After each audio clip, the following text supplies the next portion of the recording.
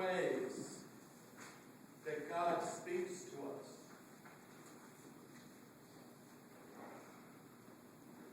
Don't think this is a test. I don't like tests.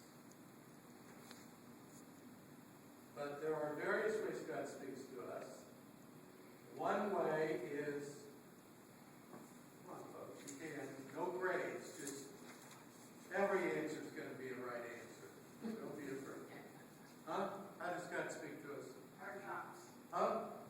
Our thoughts. Our thoughts. Through our thoughts. Okay. Because God, He's inside us. it seeks to prompt. Okay. Okay. How else? Through the Bible. The scriptures, the Bible, the Word of God, God speaks to us.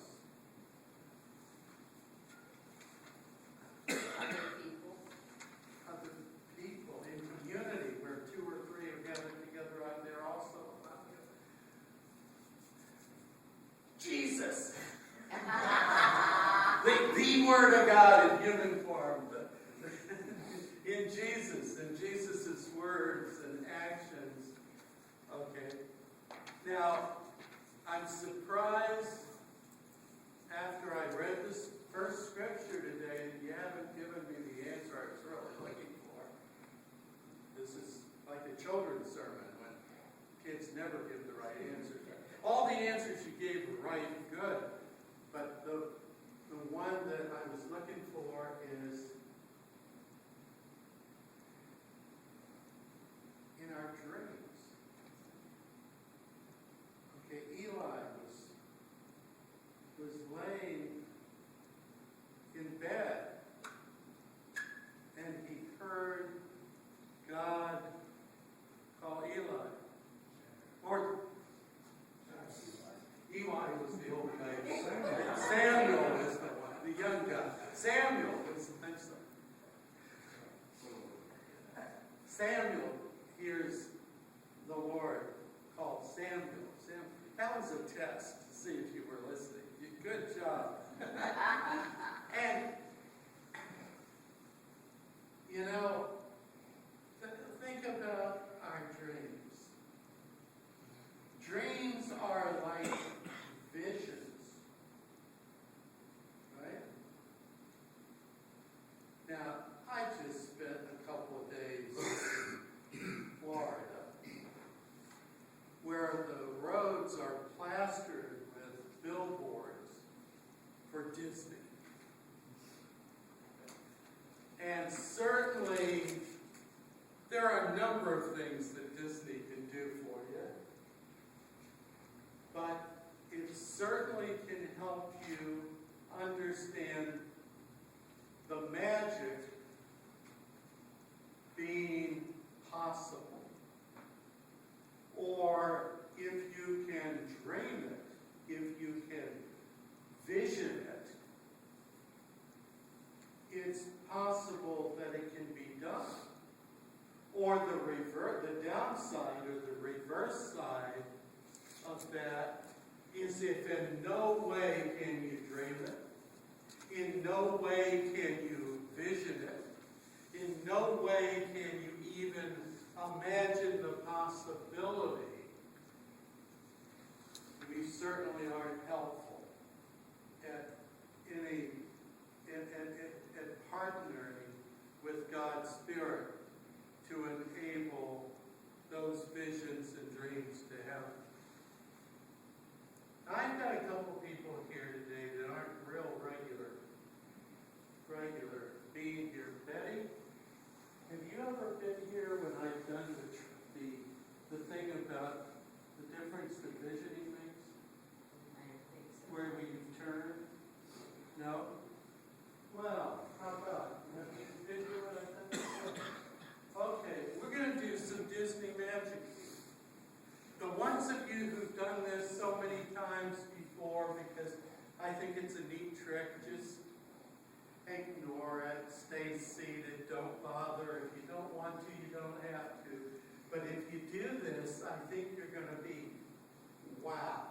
We're going to exercise here that physically demonstrates the power and the wow effect of being able to vision. Okay? If you're willing to play along with me here, I want you to stand up and get enough room that you've got a little space beside you. Okay? Now what I want you to do is I want you to raise your hand in front of you and look at that finger pointing out there. Point your finger out there and look at it. Okay? And now what I want you to do is turning at the waist. I want you to move the finger around, watching it, and go as far as you can go. And mark the spot with your mind as to where you went to.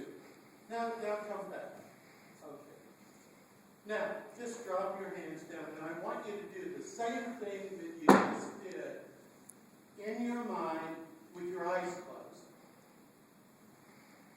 I want you to, not physically, just mentally, I want you to mentally raise your finger up and look at the point of the finger, and I want you to turn your hand around and watch that finger go, and I want you to just pass the spot that you did it the first time.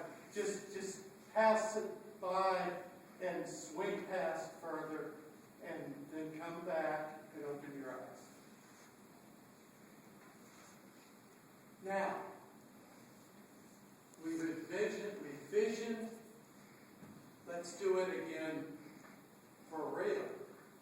Raise the hand. Look at the finger.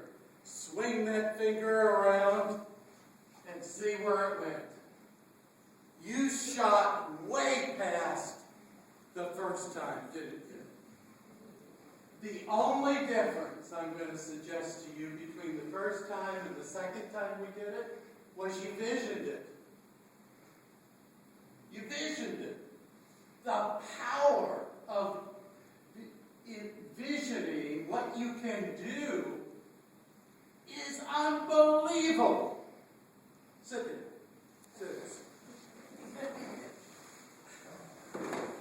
Okay.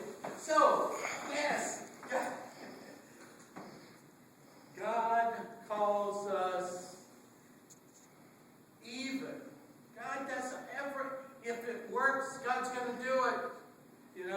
And one of the things that works to help us see the possibilities of a new day, new life, is to help us dream dreams and have visions and imagine new possibilities of what we can do with our lives and with one another and in family and in workplace and in the neighborhood and in the world.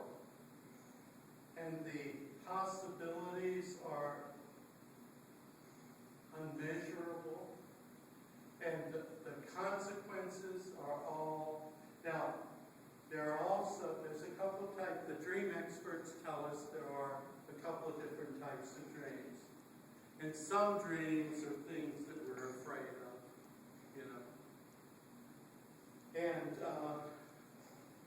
but I'll tell you, the majority of the ways that God speaks to us, according to the historic community of people who have witnessed to God's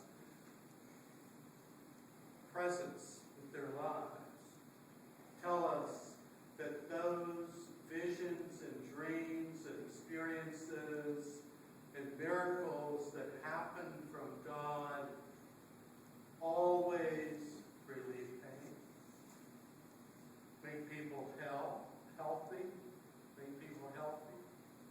They bring about peace among people, joy and enthusiasm about being alive. They mend things that are broken, and they make life so spectacular that not only does it have no end, but we don't want it to have any end. So there's a test for you. If you have a dream